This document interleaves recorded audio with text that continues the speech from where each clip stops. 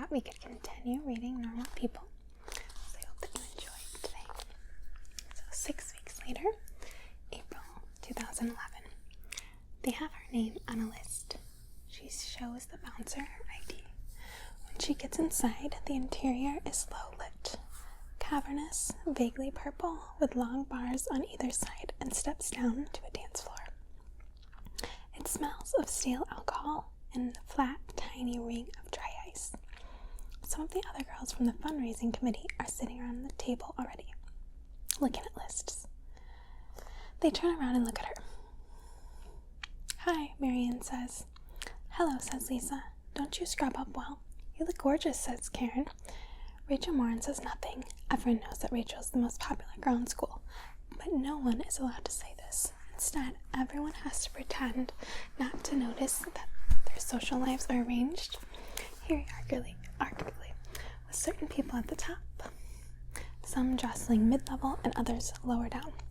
Marianne sometimes sees herself at the very bottom of the ladder, but at other times she pictures herself off the ladder completely, not affected by its mechanics, since she does not actually desire popularity or do anything to make it belong to her. From her vantage point, it is not obvious what rewards the ladder provides, even to those who really are at the top. She rubs her upper arm and says, "Thanks. Would anyone like a drink? I'm going to the bar anyway." "I thought you didn't drink alcohol," says Rachel.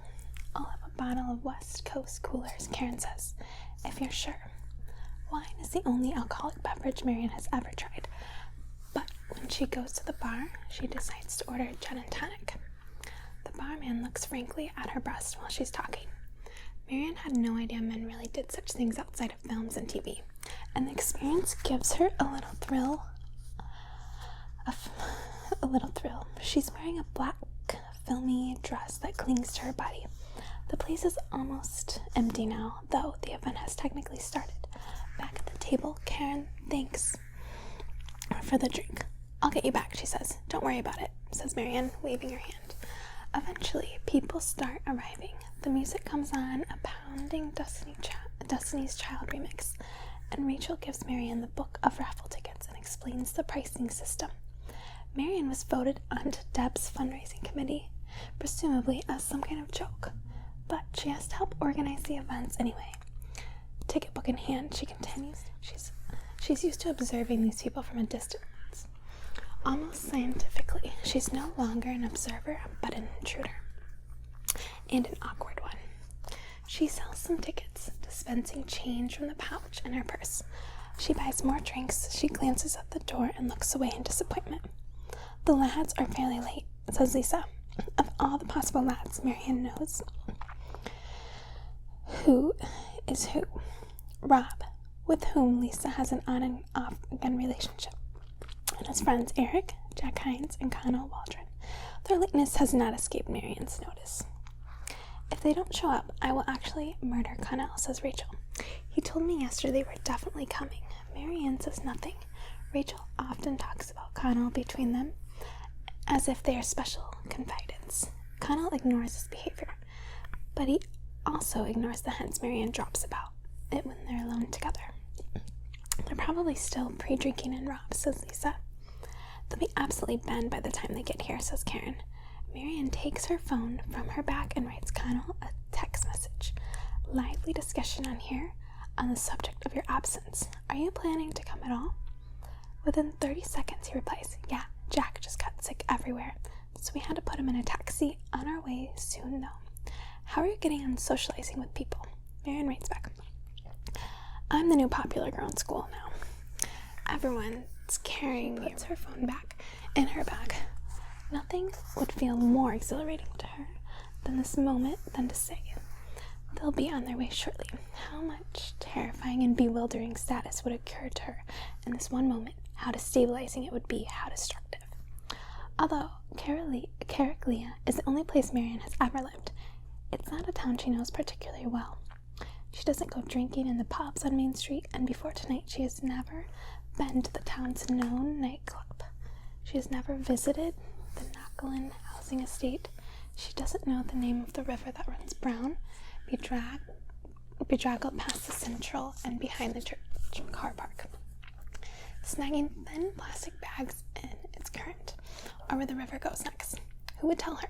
The only time she leaves the house is to go to school and the enforced mass trips on Sundays, and to Connell's house when no one is home.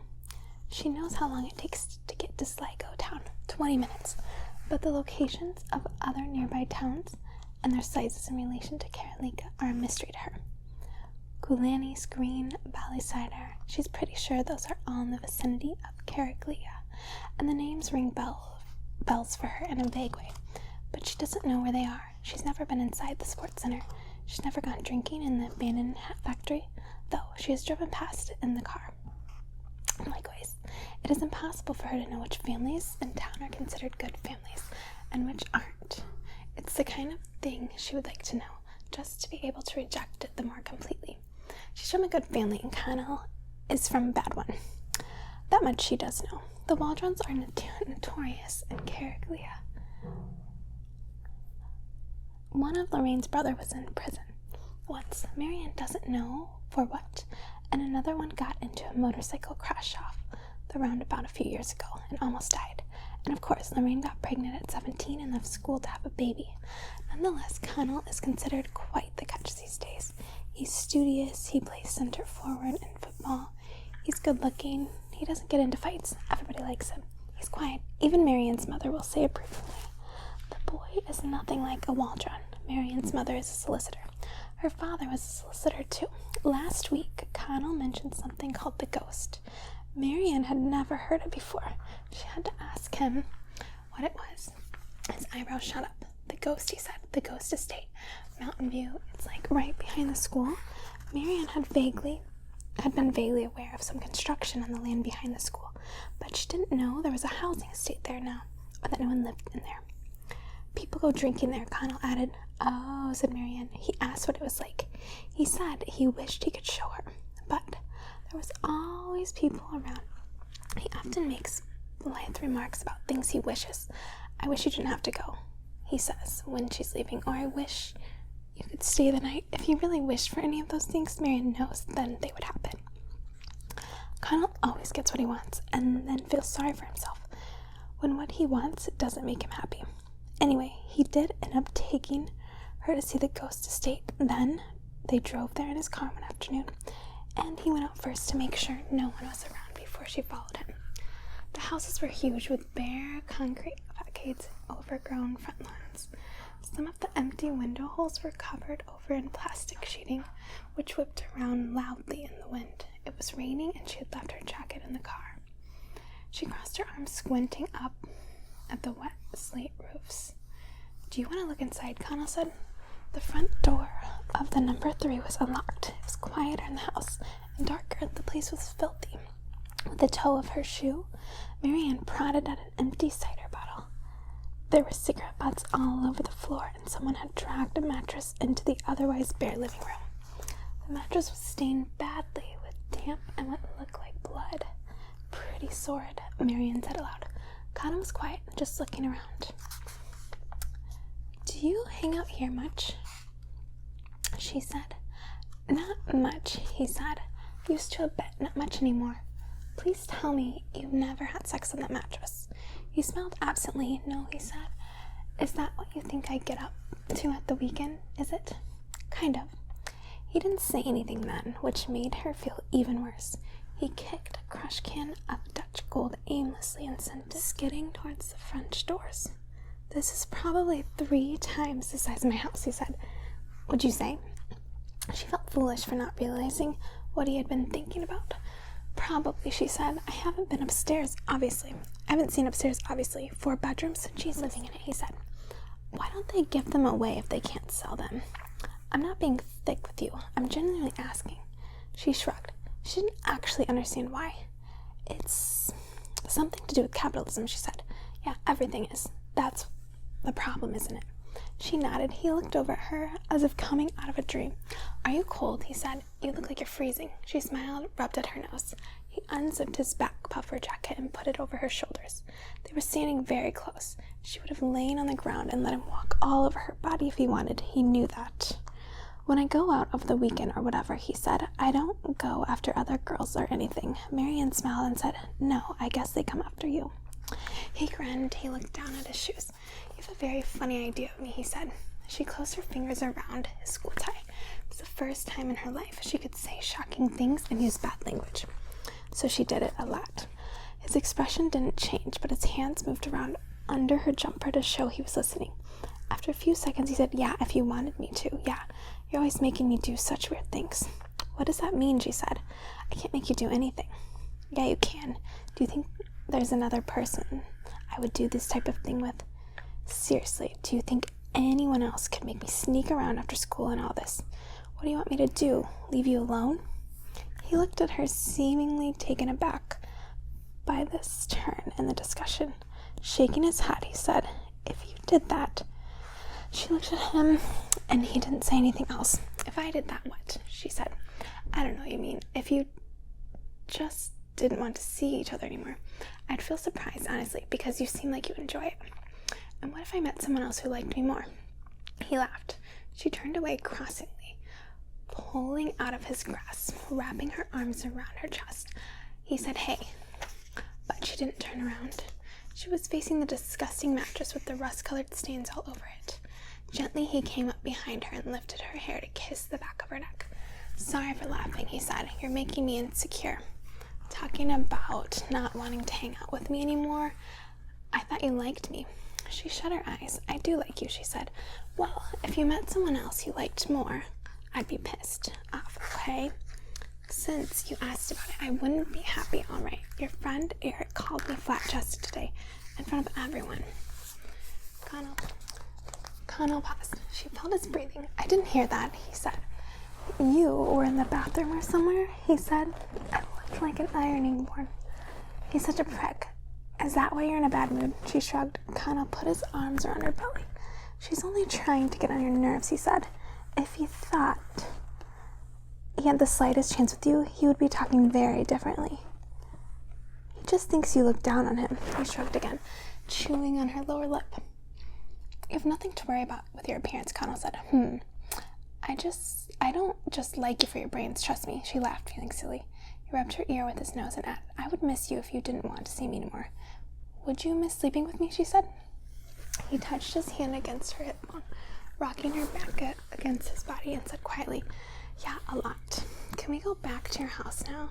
He nodded. For a few seconds, they just stood there. In stillness, his arms around her, his breath on her ear. Most people go through their whole lives, Marianne thought, without ever really feeling that close to anyone. Finally, after her third gin and tonic, the door bangs open and the boys arrive. The committee girls get up and start teasing them, scolding them for being late, things like that. Marianne hangs back, searching for Connell's eye contact, which he doesn't return. He's dressed in a white button-down shirt. The same Adidas sneakers he wears everywhere. The other boys are wearing shirts too, but more formal looking, shinier, and worn with leather shoes. There's a heavy stirring smell or aftershave in the air. Eric catches Marianne's eye and suddenly lets go of Karen. A move obvious enough that everyone else looks around too. Look at you, Marianne, says Eric. She can't tell immediately whether he's being sincere or mocking. All of the boys are looking at her now, except Connell. I'm serious, Eric says. Great dress, very sexy. Rachel starts laughing, leans in to say something in Connell's ear. He turns his face away slightly and doesn't laugh along. Marianne feels a certain pressure in her head that she wants to relive by screaming or crying. Let's go have a dance, says Karen. I've never seen Marianne dancing, Rachel says. Well, you can see her now, says Karen. Karen takes Marianne's hand and pulls her toward the dance floor. There's a Kanye West song playing, the one with the Curtis Mayfield sample. Marianne is still holding the raffle book in one hand, and she feels the other hand damp inside Karen's. The dance floor is crowded and sends shudders of bass up through her shoes and into her legs. Karen props an arm on Marianne's shoulder drunkenly and says in her ear, Don't mind Rachel, she's in foul humor. Marianne nods her head, moving her body in time with the music. Feeling drunk now, she turns to search the room, wanting to know where Connell is. Right away, she sees him, standing at the top of the steps. He's watching her. The music is so loud it's looking at her, saying nothing. Under his gaze, her movements feel magnified, scandalous, and the weight of Karen's arm on her shoulder is sensual and hot. She rocks her hips forward and runs a hand loosely through her hair. In her ear, Karen says, "He's been watching you the whole time." Marian looks at him, and then back at Karen, saying nothing, trying not to let her face say anything. "Now you see why Rachel's in a bad mood with you," says Karen. She can smell the wine spritzer of Karen's breath. When she speaks, she can see her feelings. She likes her so much at that moment. They dance a little more and then go back upstairs together, hand in hand, out of breath now, grinning about nothing. Eric and Rob are pretending to have an argument. Connell moves toward Marianne, and their arms touch. She wants to pick up his hand and suck on his fingertips one after another. Rachel turns to her and says, "You might try actually selling some raffle tickets at some point." Marianne smiles, and the smile that comes out is smug, almost. And she says, "Okay, I think these lads might want to buy some," says Eric. He nods over at the door where some older guys have arrived. They're not supposed to be here. The nightclub said it would be ticket holders only. Marianne doesn't know who they are. Someone's brothers or cousins maybe, or just men in their 20s who like to hang around school fundraisers. They see Eric waving and come over. Marianne looks in her purse for the cash pouch in case they do want to buy raffle tickets. "How are things, Eric?" says one of the men. "Who's your friend here?" "That's Marianne Sheridan," Eric says. "You know her brother?" "I'd say Alan. He would have been in Mick's year." The man just nods, looking at Marianne up and down. She feels indifferent to his attention. The music is too loud to hear what Rob is saying in Eric's ear, but Marianne feels it has to do with her. "I'll get you a drink," says the man. "What are you having?" "No, thanks," says Marianne. The man slips an arm around her shoulders then. He's very tall, she notices, taller than Connell. His fingers rub her bare arm. She tries to shrug him off, but he doesn't let go. One of his friends starts laughing, and Eric laughs along. "Nice dress," the man says. "Can you let go of me?" she says. "Very low cut there, isn't it?" In one motion, he moves his hand down from her shoulder and squeezes the flesh of her right breast in front of everyone. Instantly, she jerks away from him, pulling her dress up to her collarbone, feeling her face fill with blood. Her eyes are stinging, and she feels a pain where he grabbed her. Behind, the others are laughing. She can hear them. Rachel is laughing, a high, flooding noise in Marianne's ears. Without turning around, Marianne walks out the door, lets it slam behind her. She's in the hallway now with the cloakroom and can't remember whether the exit is right or left. She's shaking all over her body. The cloakroom attendant asks if she's all right. Marianne doesn't know anymore how drunk she is. She walks a few steps toward the door on the left and then puts her back against the wall and starts sliding down toward a seated position on the floor. Her breast is aching where that man grabbed it. He wasn't joking. He wanted to hurt her. She's on the floor now, hugging her knees against her chest. Up the hall, the door comes open again, and Karen comes out, with Eric and Rachel and Connell following. They see Marianne on the floor, and Karen runs over to her, while the other three are not wanting to do anything. Karen hunches down in front of Marianne and touches her hand. Marianne's eyes are sore, and she doesn't know where to look. "Are you all right?" Karen says. "I'm fine," says Marianne. "I'm sorry. I think I just had too much to drink." "Leave her," says Rachel. "Here, look. It was just a bit of fun," says Eric. "Pat's actually a sound enough guy, if you get to know him. I think it was funny," says Rachel. At this, Karen snaps around and looks at them. "Why are you even out here if you think it was so funny?" she says. "Why don't you go and pal around with your best friend? If you think it's so funny to molest young girls." "How was Marianne young?" says Eric. "We were all laughing at the time," says Rachel. "That's not true," says Connell. Everyone looks around at him, then Marianne looks at him. Their eyes meet. "Are you okay? Are you?" he says. "Oh, do you want to kiss her better?" says Rachel. His face flushed now. He touches a hand to his brow. Everyone is watching him. The wall feels cold against Marianne's back. Rachel says, "Would you ever fuck off?" Karen and Eric exchange a look, eyes wide. Marianne can see them. Connell never speaks or acts like this in school. In all these years, she has never seen him behave at all aggressively, even when taunted. Rachel just tosses her head and walks back inside the club. The door falls shut heavily on its hinges. Connell continues rubbing his brow for a second. Karen mouths something at Eric, and Marianne doesn't know what it is. Then Connell looks at Marianne and says, "Do you want to go home? I'm driving. I can drop you. She nods her head. Karen helps her up from the floor. Connell puts his hands in his pockets as if to prevent himself from touching her by accident. Sorry for making a fuss, Marianne says to Karen. I feel stupid.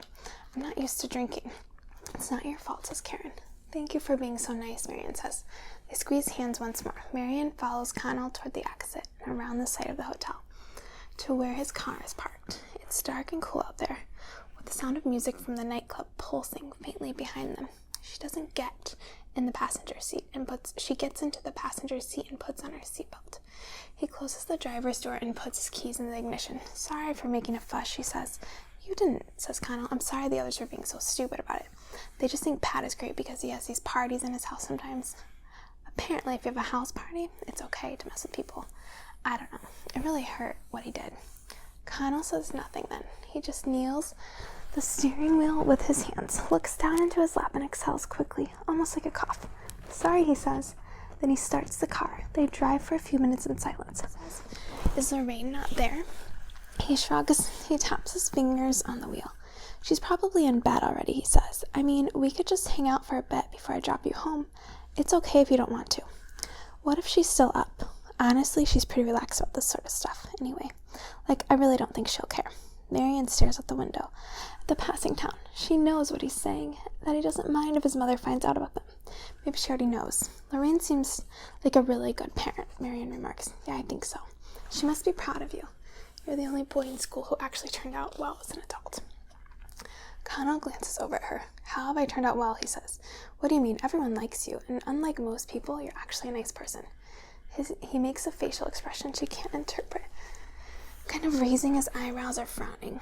When they get back to his house, the windows are all dark from the rain in bed. In Connell's room, he and Marianne lie down together, whispering. He tells her that she's beautiful.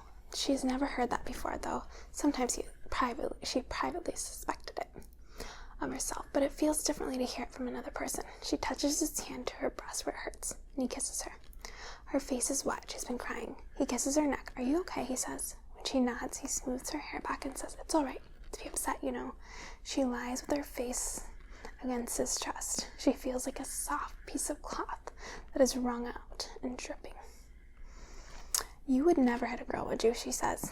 Oh, God, no, of course not. Why would you ask that? I don't know. Do you think I'm the kind of person who would go around hitting girls, he says.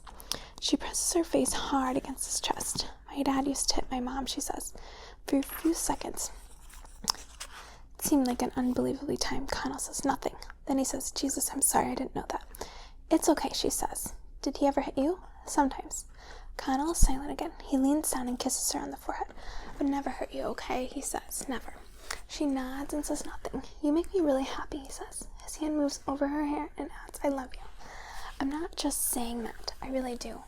Her eyes fill up with tears again and she closes them. Even in memory, she will find this moment unbearably intense. She's aware of this now, while it's happening.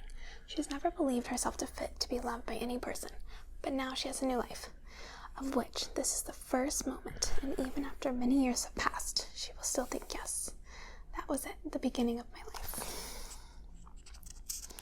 And let's stop there. I hope that you enjoyed listening today. I liked reading to you.